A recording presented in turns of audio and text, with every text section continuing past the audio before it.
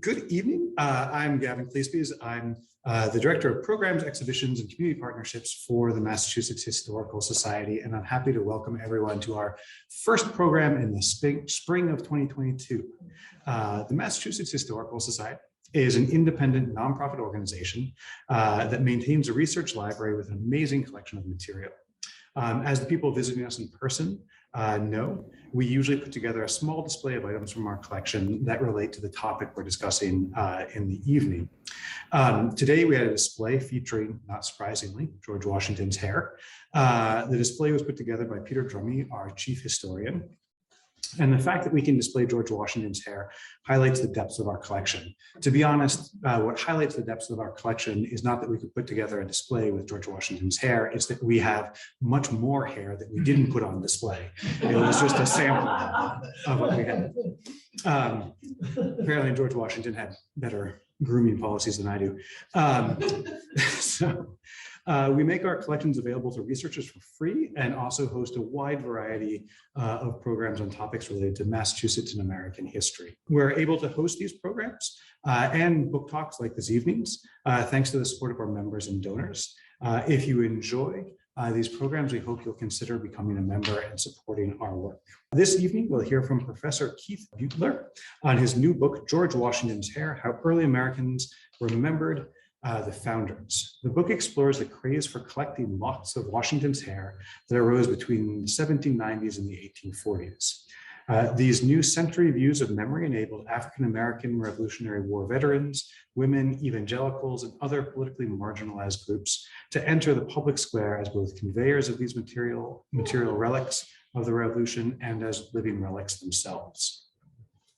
The book introduces us to a host of characters, including a taxidermist who sought to stuff Benjamin Franklin's body, an African-American storyteller brandishing a lock of Washington's hair, and an evangelical preacher who was burned in effigy. Our speaker this evening is Professor Keith Beutler, who teaches history and political science at Missouri Baptist University.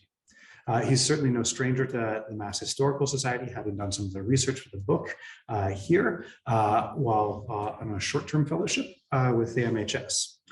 He earned his PhD in history from Washington University in St. Louis and also holds BA degrees in history and philosophy from Liberty University, a Master's of Education from Union University, and a Master's in history from the University of Tennessee. So without further ado, please join me in welcoming our speaker.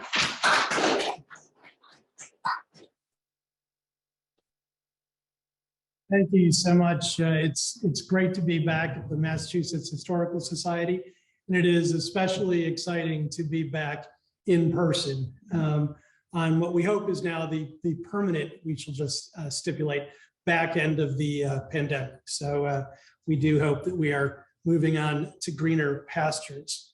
Several years ago, I was at Philadelphia Independence National Historical Park, combing through documents, and I apologize, but the pun is intentional there, held by the National Park Service.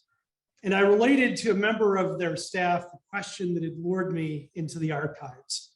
Did early Americans have beliefs about the nature of memory itself, that by giving shape to their efforts to remember their nation's birth, affected foundational patriotic American memory and identity?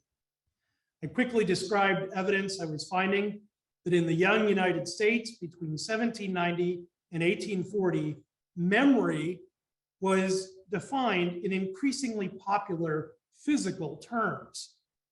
Physicalist understandings of memory demanded concrete placeholders to preserve the nation's founding memories.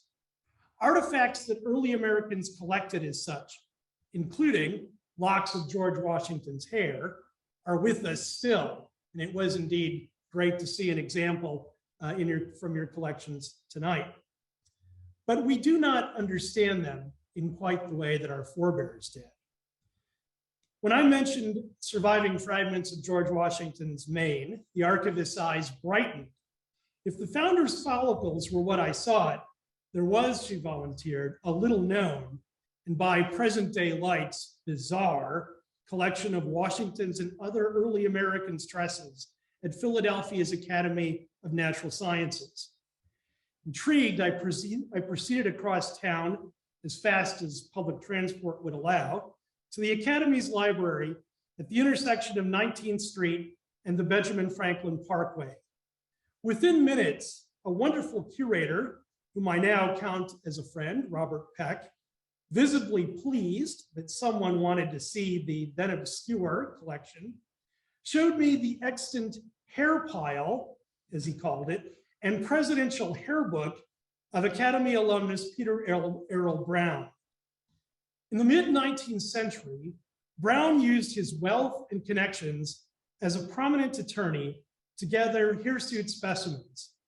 He hoped to develop scientific calculi by which to read people's moral character from the physical attributes of their hair. Dying in 1816, the jurisprudent left his hairy trove to the Academy, now leafing through his presidential hair book, one page at a time, one lock at a time, one chief executive at a time. I encountered actual surviving filaments clipped from the heads of US presidents from George Washington through James Buchanan. The surreality of that whole experience made my own hair stand on end. What I could not know then was that I was more or less surrounded by George Washington's hair. Scores of institutions, including this one, hold locks from his mane, especially along the northeastern portion of the Interstate 95 corridor. One is never very far from that founder's fragments. To drive the 10-hour stretch from Richmond, Virginia to Portland, Maine, is to pass within 50 miles of a lock of his hair nearly 4 dozen times, an average of about once every 14 minutes. Like breadcrumbs leading us back to the scenes of the Revolution, the debris field, as I have since mapped it, and not to shell for the site exactly, but I have a website that's a companion to the book called George Washington's Hair. And if you go there, you can see my map. And I've set it up so that you can navigate to the nearest lock of George Washington's hair, at least the nearest institutional home that I have found of a lock of George Washington's hair. The debris field stretches from the East Coast across the Midwest, verges into baldness in sparsely populated areas in the West, then reappears on the West Coast. George Washington's hair is a guidebook into key features of early American patriotic memory culture that spawned this remarkable, now little remembered, bodily diffusion. In January of 1800, as America mourned George Washington's recent death, 20-year-old Elizabeth Wadsworth wrote from Portland, Maine, to her father, US Congressman and former Revolutionary War officer Peleg Wadsworth, then serving in Philadelphia. Papa, I will tell you what I want more than anything I think of at present. It was something that even her well-connected father, she knew, would probably find impracticable to obtain: a lock of George Washington's hair. Papa, asked Elizabeth coyly, had he hair? George Washington had indeed had tresses. That's my major discovery. Eliza was only one of many Americans now jockeying for surviving strands. The competition notwithstanding, Peleg Wadsworth wrote back in triumph, "You expressed a strong desire for a lock of General Washington's hair. Holding the wishes of my children sacred," the congressman had requested a strand from George Washington's former secretary, Tobias Lear. In the enclosed, Eliza could see her father's success. "I will not detain you longer, but leave you to unfold the secret." As the congressman's family eagerly opened his letter, Eliza hoped against hope that it would fulfill what she called her first wish. She was not disappointed. Papa's missive included a separate packet for Eliza. She broached it with veneration and awe, she later wrote, tremulously removing its sacred contents. "How shall I duly honor the relic?" she wondered upon seeing the hair. "I feel as if it is too great for me to possess. I want to give thousands who have never had the happiness of seeing General Washington the satisfaction of viewing this lock." It would be a long time not until 1899, before thousands would see Eliza's prized relic.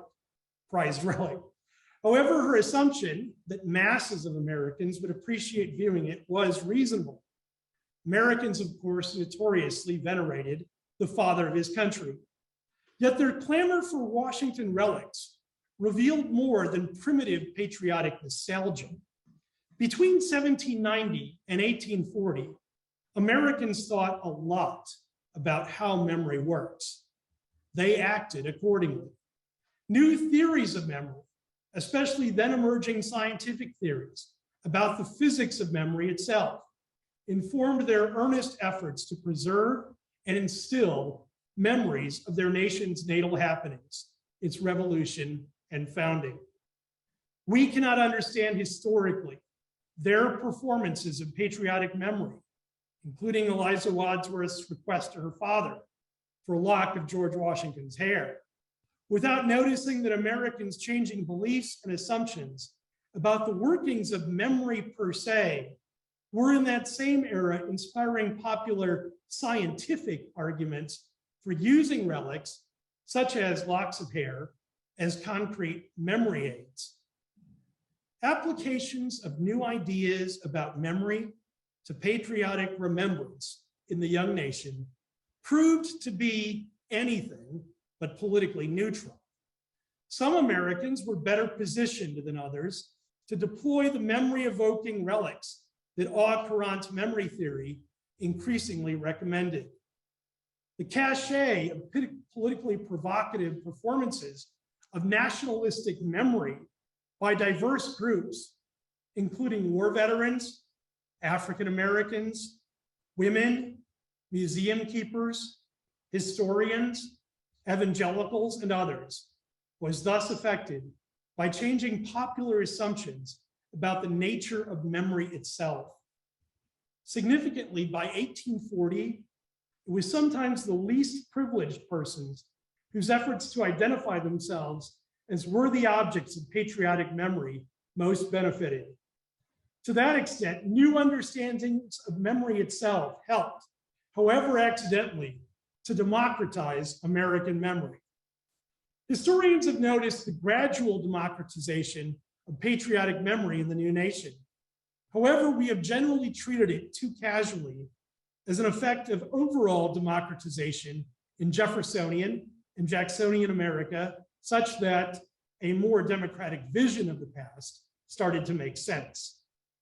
In fact, a physicalist evolution in how Americans understood memory itself, by influencing who could credibly remember the revolution, did more than reflect the democratization of American memory. Rather, popular redefinition of the faculty of memory causally contributed to the young nation's democratization. If you traveled widely in the early American Republic, you might have noticed that many American place names offered clues about the roots of that process. Some locales' appellations, such as Washington or Franklin, indicated pride in the nation's own past. Others, such as Utica or Troy, hinted at American and classical names. And these provide evidence about how early Americans joined together patriotic memory and received ideas from the Greco-Roman world. Much early American theorizing about memory drew upon a classical tale known to Americans primarily by way of Cicero. Cicero reported that the ancient Greek poet Simonides of Chios had invented the science of mnemonics inadvertently. While at a large banquet, Simonides was called out to receive a message. In his absence, the roof of the hall wherein the dinner was being held fell in, crushing the occupants.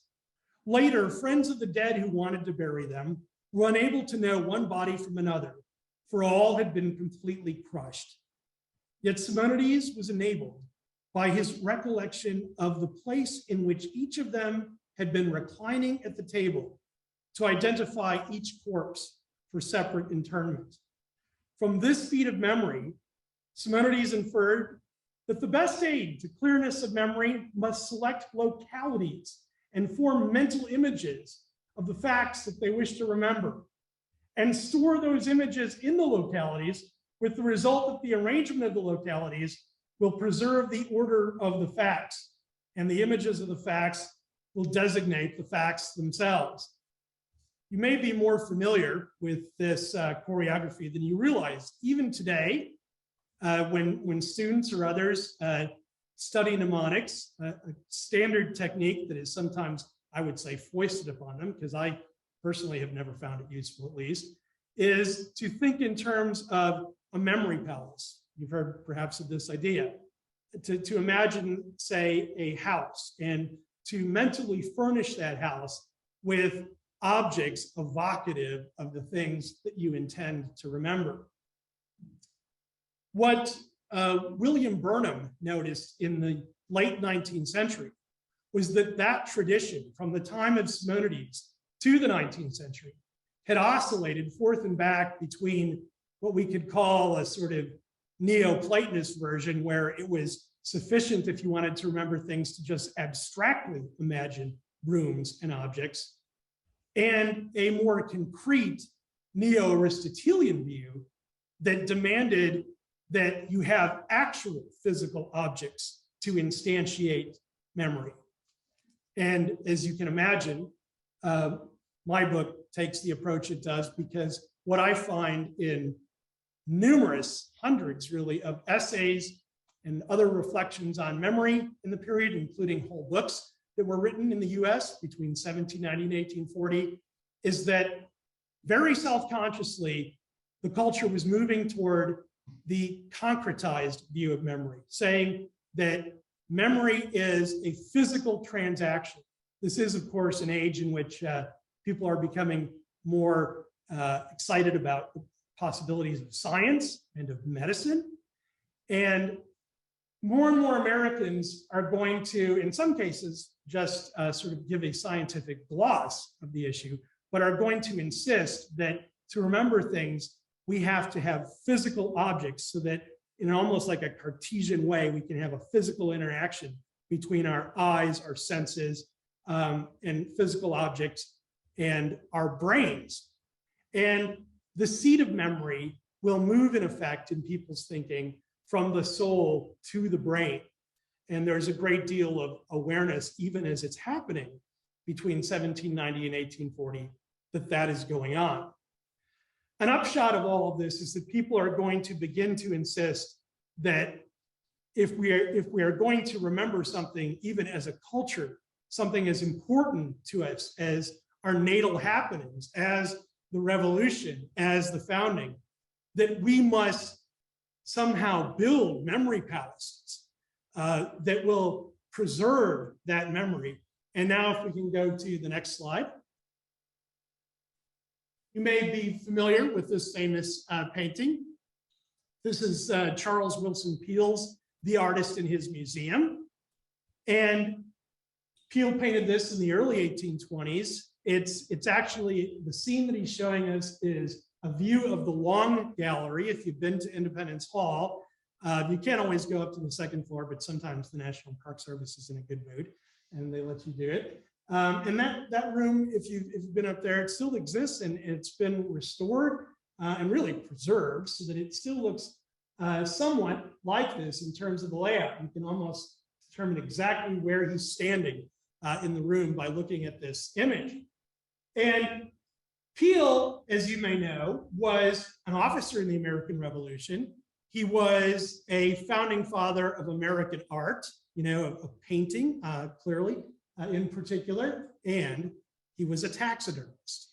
And he was proud of all of those skills, and he brought them together to create this memory palace, the first museum of American history in the United States, right there in the Long Gallery at Independence Hall. And if you look there at the image, you can see his scheme, essentially. If you look at the far upper left there, you can see a bird, and perhaps you can see what bird that is. That's an American bald eagle. And so it represents, of course, American nationalism. There is a painting of an individual immediately above that, and that is of George Washington. And then ringing the top of the room are paintings of other, to use Peale's phrase, revolutionary worthies, other leaders of the American Revolution. And with them, all the way down, is a taxonomy of animals that Peale has taxidermically preserved, actual physical specimens. And he has a couple of examples from other continents, but almost all of these, very much by design, these animals, are American, indigenous, species indigenous to North America. And Peale uses this space to create a taxonomy of a great chain of being that moves in terms of the sophistication, at least as he imagines it, from lesser animals to more sophisticated animals, in a Linnaean sort of classification scheme. And what he means to convey more largely by this space is that the American great chain of being is exactly that. It's great. And it extends all the way up to the founding fathers as the pinnacle of Homo sapiens, as the ultimate perfection of human character. You may know that in this period, intellectuals like Peale were very worried about critics in Europe, and most famously Buffon, the French philosopher, who made a career almost of arguing that the American environment was, that he was able to show that it was scientifically inferior biologically, and that it produced, in his term, diminutives, that literally animals in America were smaller. Jefferson at one point was so upset about this that he actually shipped a moose taxidermically preserved to Buffon so that he could see that not all American animals are diminutive. And Peale very expressly in his letters says that this is meant to be a scientific demonstration that there is nothing wrong with the American environment, that it produces animals and people of the highest order, all the way up to George Washington. Now, I suppose, it is, of course, very patriotic. It's worth noticing, too, that in Peale's telling, this is a very elitist take on the world. Because while he wants to argue that America is at least on a par with Europe, it is still a hierarchical view of society that he conveys here, again, with the founding fathers, including presumably himself, as he was an officer and he is a friend of these others, at the top. And Peale, in fact, wrote that he hoped that visitors to his museum, he intentionally kept the cost of visiting the admissions low, so that all sorts of people would come to the gallery there.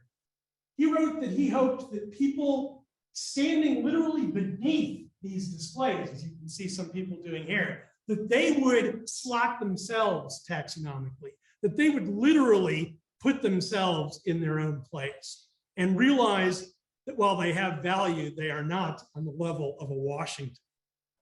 And he meant thus to sort of throttle back some of what he regarded as the excesses of democracy. He was friends with Thomas Jefferson, but he didn't share Jefferson's, at least putative, egalitarian views with quite the same level of enthusiasm.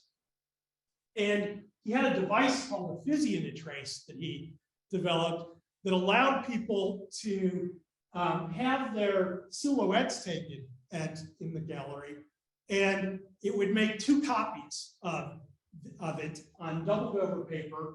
One Peale would keep in his own archives, and he ended up with thousands of these, and he would sort them in terms of where he thought the people belonged in the great chain of being. Again, a very elitist view. And his other expectation was that people would go home with their little silhouettes and realize that, again, while they might have value, they're no George Washington.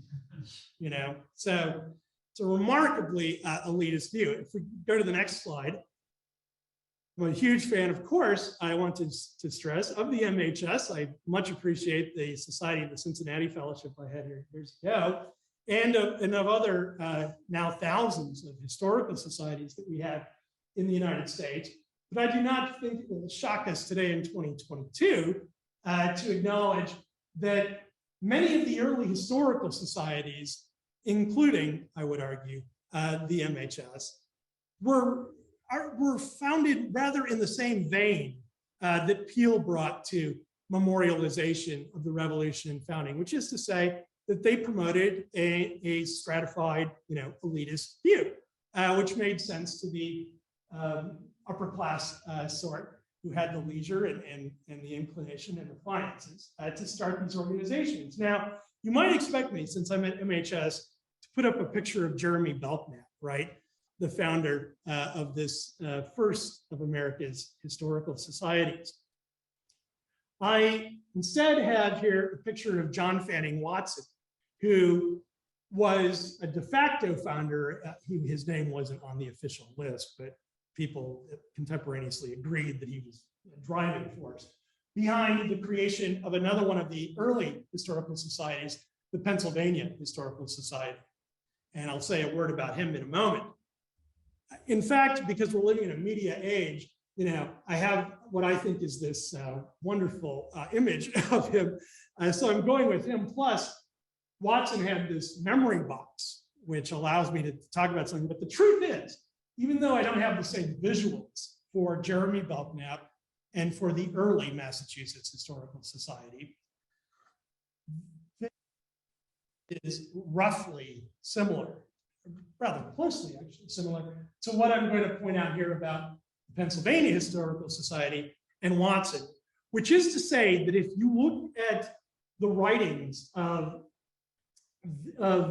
Watson and of Belknap and Pintard and other people involved in the forming of these early societies, they too, like Peel, were very aware of the new memory theory and the localized, instantiated, physicalized view of memory, and brought that sensibility into their work. So Watson has this memory box, which still exists, and it's really a cabinet of curiosities. As you probably know, the Massachusetts Historical Society had one early on too.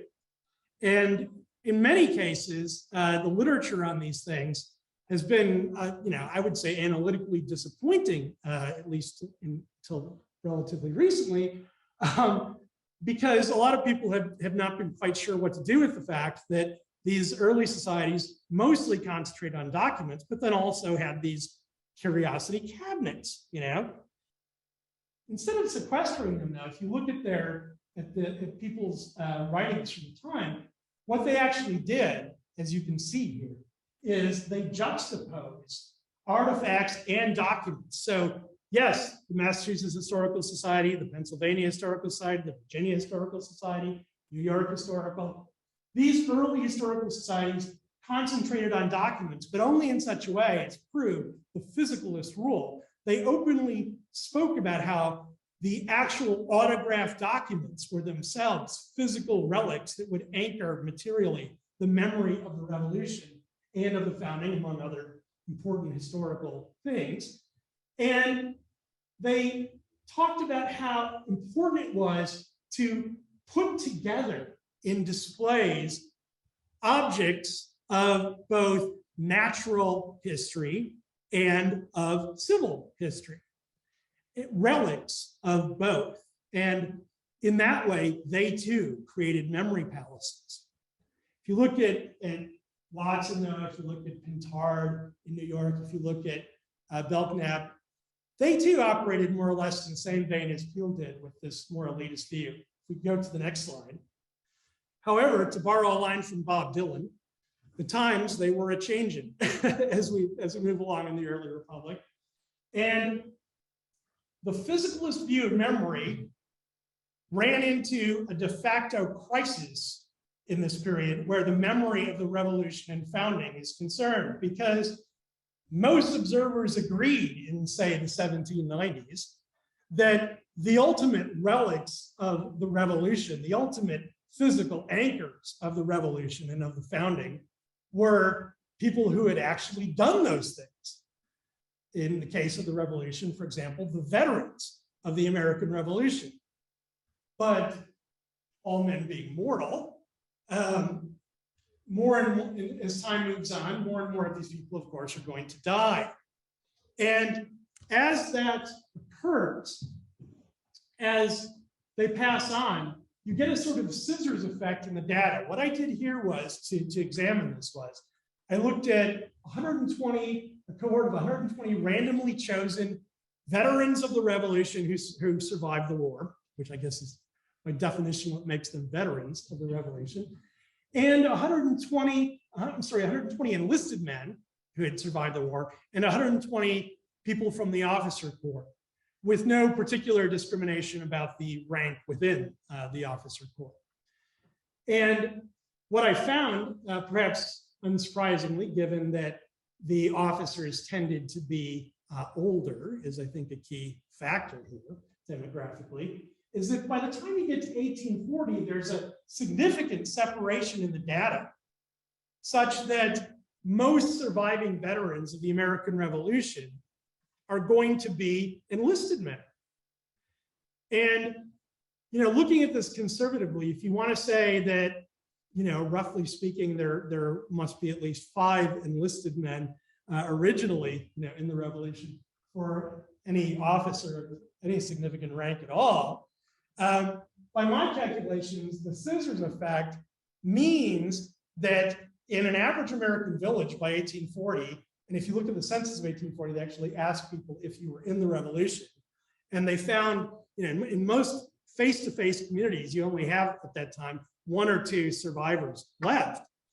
In almost every instance, just as the data would predict, those are enlisted men. Those are privates.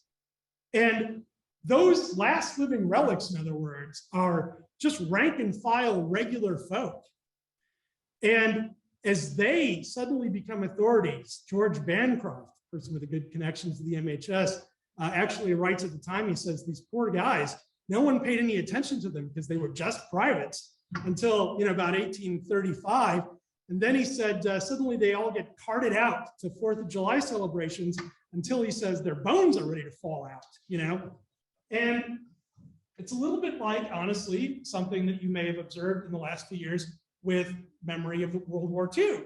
When I was a little boy in the 1970s, I read all kinds of books about the war. And yet when I look back, those books made it sound as if the 5-star generals fought and prevailed in World War II by themselves, essentially moving, their forces around like chess pieces. Only later, when I was in grad school in the 1990s, did we discover the Band of Brothers, right? And you had all the books and the movies and things. And part of what was happening in the 1990s was, for the most part, the only living memory of the war was by people of lower ranks. The officers, the 5-star generals. I think the last 5-star general, if I recall, was that Bradley. I think he died in the mid-1980s. I believe I remember that when I was a kid. And so the memory of the revolution, of World War II starts to shift, and we start telling new stories. And all of a sudden we find out that, that soldiers of lesser rank actually did a lot of the fighting in World War II. And people discover something similar around 1840 in the United States. And it changes the politics of memory of the revolution, particularly as the new memory theory demands physical relics. And as one observer said at the time, these men are the statues in human flesh, the only ones that are left to tell their stories, and they do. Let's go to the next slide, if we may. This is one of my favorite people. I'm going to, exaggerate perhaps to say in the world. Obviously, he's no longer with us, but his name was Ahmed. And my wife can tell you I've been chasing Ahmed across time literally for 20 years. And just when I think there is no way I'm ever going to find another document related to Ahmed Ahmed. Even now, about every 6 months, I find one more little thing, and it just sets me off to rededicate myself to the hunt. And the reason that's amazing to me is that Ahmed Ahmed was just a drummer boy in the American Revolution. And he had, frankly, during his lifetime, other cultural disadvantages that might have militated against him being, seen as an authority of the revolution or an icon of the revolution. He was African American. He was one of the, we don't have exact numbers, but probably between 4,000 to 6,000 African Americans who were on the Patriot side, fought on the Patriot side in the revolution. And he lived in Middletown, Connecticut in the 1820s and 30s. And he managed to get a pension approved from the government for his service in the war. And of course, I've studied that in much detail. And it's very convincing. He had all the affidavits from people who could remember his service. So there is little reasonable doubt that Ahmed Ahmed was, in fact, a drummer in the American Revolution. But the story gets a lot more interesting because Ahmed claimed as well by the 1830s to have relics related to Washington that he said the Washington family had given to him. And up in the left-hand corner, you can see one of the surviving examples from his collection. That is, putatively, a lock of George Washington's hair that Ahmed preserved. And it exists today in the Middlesex County Historical Society in Middletown, Connecticut. And this is another example from his collection. He actually sold off a part of it to someone else. More about that in a moment. Ahmed liked to draw pictures of himself. And he would draw these particularly on the paperwork related to his pension application and his requests for those funds to be released. And I love this one in particular. It actually reveals something about Ahmed that lots of other evidence corroborates. Testimonies of people who knew him, stories that were written down contemporaneously. And that is that Ahmed made a point of not cutting his hair. And this was seen in Middletown, Connecticut in the 1830s as rather political. So you think to, for example, the 1960s, and one thinks about the politics of the hair of African Americans in the 1960s, and really scholarship tells us through all of American history, but somewhat famously, people know about the politics of this in the 1960s. It wasn't just the hair of the Beatles that was controversial in this period. Ahmed, rather similar, and there is actually a lot of scholarship that tells us in the 1830s, there was pressure on African American males to cut their hair in such a way, short enough, as to try to assimilate as much as possible to what one observer horrifically called to have Christian hair. It's awful. And Ahmed refused to play the game. Even more amazingly, he is going to marry a white woman in Middletown, Connecticut. And that is a very fraught decision in that time period. She, it's recorded at the time, they have fights about a lot of things. I don't think all of it was about race by any means, but at one point she dyes her hair with mahogany chips, or I'm sorry, her skin, to try to look more like him, to pass as someone of African descent. And then she cuts his hair off. So the stories of the time say. Now, supposedly she does this while he's sleeping. And when I first ran across the accounts, I took them completely at face value, and they may be, accurate as such. But looking back now, I begin to suspect that it's a trope, one that in the 19th century people would, of course, instantly recognize that this is shades of the Samson and Delilah story, which also has ethnicity, involved somewhat in that story. And she, in any case, allegedly cuts his hair so that he will conform, more. And he then supposedly runs away and lets it grow out, and then he comes back to it. I will say they did split up sometimes because he occasionally took out ads in the local newspaper saying he wasn't going to pay her debts if she ran any up. So they had some challenges within the marriage. But Ahmed is very clear that his connection to the American Revolution and to Washington in particular is very important to him. He creates his own memory palace there in Middletown, Connecticut. And his house, you can actually see, it's almost certainly his house there in the southwest corner of the burial ground. It took me forever to finally find real documentation of it, but the evidence kept piling up, there in Middletown, Connecticut. And he, according to accounts at the time, put an American flag at the corner of each of the four corners of his cottage, said it was. And then he had a larger American flag on a pole in front of his house. And he had a huge sign advertising his business that he used to supplement his income as a Revolutionary War pensioner. And that was that he made toy drums. And he had the sign that said, "Toy drums made and sold by George Washington's waiter." And that was essentially how he made his way in the world, by this purported connection to Washington. If you read his pension application, it is very clear that he is incredibly proud of his identity as a Revolutionary War veteran. And at the same time, just a few feet from where his house is, you can't actually see it because I obscured it, but basically Wesley University is right there if we were to lift it away. And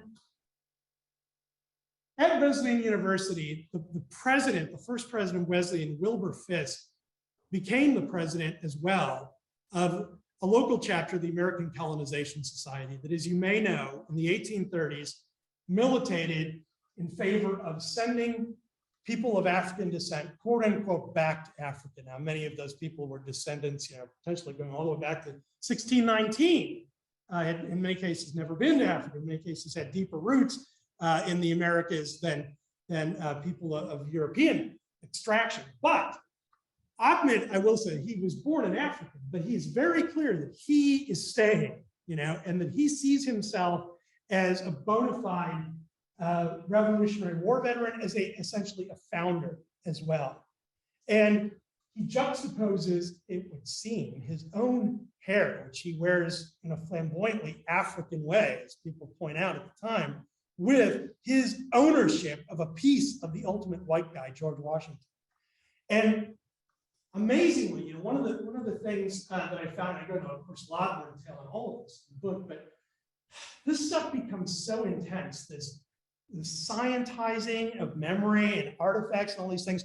At one point, I thought to myself, if this is really going the way it looks like it is, I bet I'm going to eventually find someone who argues for quote unquote scientific racism using Washington's hair. And unfortunately, sure enough, Peter Errol Brown, that guy I mentioned to you with the presidential hair book, he actually developed those scientific calculi I mentioned. And he looked at the tensile strength of Washington's hair. He designed special instruments. By the way, if you want to know how Adams' hair, the tensile strength of it compared to Washington, he had elaborate charts on that. Adams lost. I don't know how else to tell you this, but Washington seems to win everything. And he ended up arguing in a horrendously, pseudo-scientific talk that he gave, in which he included, when he printed it in 1849, Brown included illustrations of Washington's hair. He argued that his study of Washington's hair, as opposed to the hair of people of other races, he had gathered samples that he thought were somehow adequate to this absurd purpose. He argued that he had proven racism to be scientific. And lo and behold, he, Peter Errol Brown, had won the lottery, in being Caucasian, and his science militated against everyone else. I mean, it's the awful stuff that one might unfortunately expect. Ahmed, though, is the living refutation of the terrible logic of that. Let's go to the next slide. And Wesley University, as I told you, was right there too.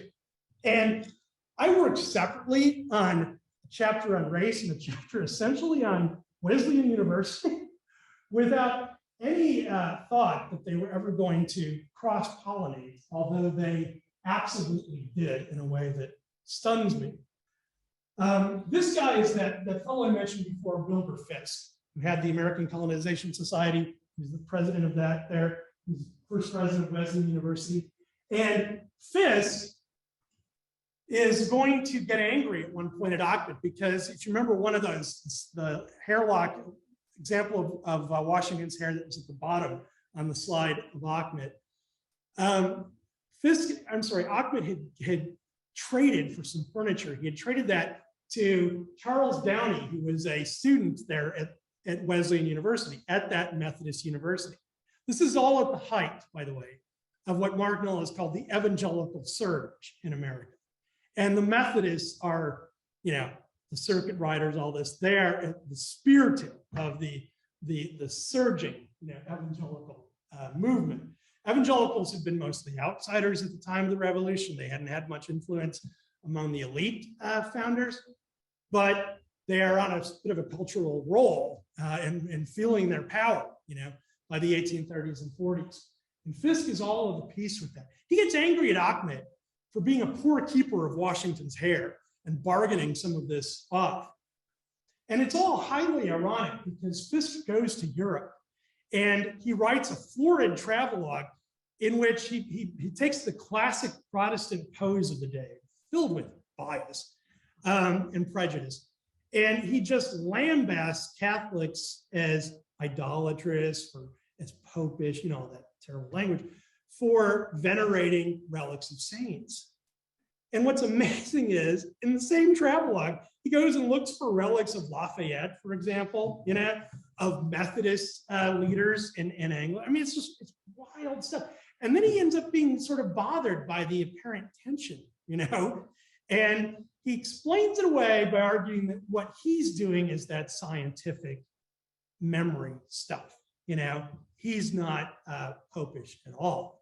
It looks exactly the same, but it's completely different, is what he ends up arguing. By the way, I found 3 Catholic periodicals in the 1830s that called Protestants out on this veneration of relics, specifically on venerating locks of Washington's hair, and said, how is this possible?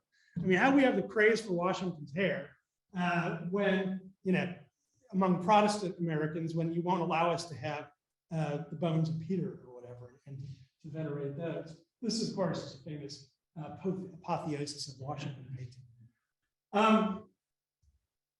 Essentially, from Wesleyan University, the Christian Advocate and Zion's Herald is going to be begun, and then later it's published in New York. Nathan Bangs, though, is the second president of Wesleyan, who Fisk hands off to there.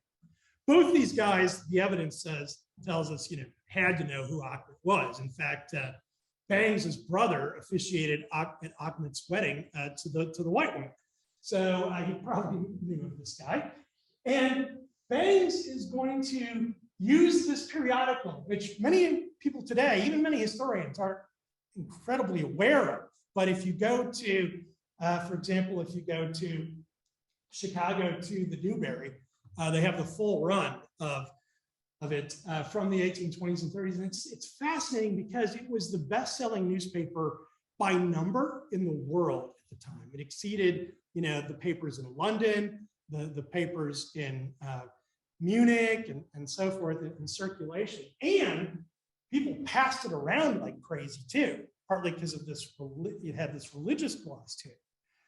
Bangs is going to, and evangelicals in general in this period are going to convince themselves by synecdoche, by looking at the last living relics of the revolution, those enlisted men who demographically are the kind of poor people, to whom evangelical religion appeals in the period. They're going to look at those converted, in many cases, after the war, godly veterans, and read the revolution's history backwards. And sometimes they'll catch themselves doing it, but then they'll just ignore that inconvenience. And they will reason that if these godly privates in their midst, these living statues of human flesh were evangelicals. Washington must have been an evangelical, and so on and so forth. And I kid you not, that is, and this is a very painful thing for me, these are my people at Missouri Baptist University. I by theology, would be in the camp, but not with respect to this sort of thing. And so much of the fervor that I will editorialize and speaking only for myself say is just beyond overwrought. In evangelical circles, their identity politics is often directly traceable, if you look at the gurus of that kind of thinking today, to all of this. In fact, I'll make an exception and name names. There's a well-known guru that in evangelical circles that Time magazine listed as the 15th most influential evangelical a few years ago, David Barton, who makes his way defending what he calls America's godly heritage. And he recently bought 2 locks of Washington's hair. It's like he's trying to help me out. Let's go to the next slide, which will be our you can go back one more. I'll leave off with this slide tonight. This woman, Emma Willard, is astonishing. You may know her. She was a founder of modern education practices in the early republic. And she instantiated, she became very steeped theory and included this illustration of a memory palace to try to explain, how students should remember the past. And in teaching her students, who were all women, she started a famous girls' school in Troy, New York, to literally go after the relics of the Revolution. This is a lot of Washington's hair, George Washington's hair, and Martha's that one of her students preserved that still exists in Chicago. The upshot of all of this, I want to suggest, is that ideas have consequences. A lot of times they're not the foreseen consequences. But this shift toward a physicalist assay of memory, along with the shifting demography, moved the memory and recognition, changed it in ways that still affects us today. Thank you so much. The last men of the revolution are often yes. And Hillard's book, yes. Is that something different, or is this part of the same thing? I think it's the same thing. So the last name of one of those last men, I forget exactly how many he had. It was like 8 or something like that, right? That he had these daguerreotypes of. One of them was named Waldo, which is convenient for my purposes because I sort of hid a pun in there, where Waldo died, as several veterans did, just as Willard published daguerreotypes of them as the last men of the Revolution. And people were wondering, where is Waldo? And he consoled readers by saying a lock of his hair still exists. And in fact, one begins to see, starting in the 1840s and then continuing, certainly into the 1860s when Willard publishes, that all of a sudden, while it's more rare, there are cases where there's public interest in locks of hair of average veterans of the Revolution. So I think it's of a piece, although I do think that it's the tail end of this phenomenon. Things do change again, as they so often do, in the late 19th century. Good question. We have a question from Jerry, who asks, is there any connection between the affinity for physical mementos during this period and the practice of placing objects in time capsules and building cornerstones? Yes, yes. To the extent that we are seeing some of that already in the period, I think, again, the simple answer is it's of a piece. Although I may be mistaken, it seems to me that choreography, that specific offshoot of it, tends to happen more later. But there is a bit of that already, yes. Hi, this is wonderful. The talk's wonderful. And it's especially fascinating for me as I grew up as an Irish Catholic. Yes. And a friend of the family said, was this as if my parents and my grandparents just ignored Vatican II. I grew up with pocket relics. I know when I went to Rome with a friend, I'm like, oh yeah, there's so-and-so, and oh, there's her. And it truly was, it's like a pilgrimage of parts. going like the head of St. Catherine of Siena is in Siena, but you go to Rome, there's your left foot. Yes. You go another town, there's your right foot. And so for me, it's absolutely normal, like mourning, jewelry, things repulsed by it. And I'm just curious, I know you were talking about how there were Catholics who called these people out, but were there people early on themselves who kind of knew what they were doing, was like totally secular relics? Yes. They even use the word relic. That's right. That's right. There is a bit of it.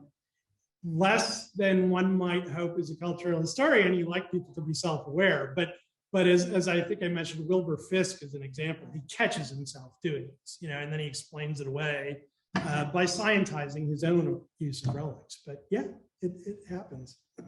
Very fascinating. It is. Yeah. I was is there something uniquely American about this, or do you think it is a worldwide sensation with people kind of? Yes. I will say, of course, my focus is America very closely, but much of this is also transatlantic, right? So I tend to focus on the American literature and ruminations on this, but many of those people are in a transatlantic conversation, extending even, for example, to the new medicine, and the new science of memory, as people imagine it. Phrenology is a good example. Charles Wilson Peale is really involved with phrenology and wants to preserve, the founders. He's the one who wanted to taxidermically preserve Ben Franklin. He had done it with Franklin's rabbit, and he didn't ask Franklin in time, and he regretted it because he thought if Franklin had gone for it, he might have been able to convince the other founders to go with it too before they died. And he hoped, first he wanted to use physiognomy, then later phrenology. His son really was the one who wanted to do that, Rembrandt Peale, to recover scientifically the character of the founders. That was a transatlantic discourse in many ways. And in fact, European advocates of phrenology, when they came to the United States, very cleverly often made flamboyant statements about the phrenological greatness of Washington and others to sell their ideological wares. Okay, we have two more interesting questions that I'll throw both out for you. The first is, do you ever find any indications of fakes, and the question of provenance with there? And the other one is, do you think memory palace is still a useful metaphor to understand relics today? And how do you think the public can recognize new types of relic making? These are great questions. First of all, in terms of would you repeat the first question? I'm sorry, I want to make sure I hit it correctly. Yeah, they're wondering if you ever find any indications of fakes. Of fakes, yes. I would give one name in particular in this field, William Lanier Washington. I mean, he was a sort of distant Washington relative that peddled a lot of fakes. And I have to admit, I cringe every time I come across another Washington hairlock in a museum with his affidavits that were very elaborate precisely because it probably wasn't the real deal. So there are fakes, certainly. Some of those have their own interesting cultural stories. I would say, though, what stuns me the most is how relatively good, by the normal standards, the provenance of many of these actually is.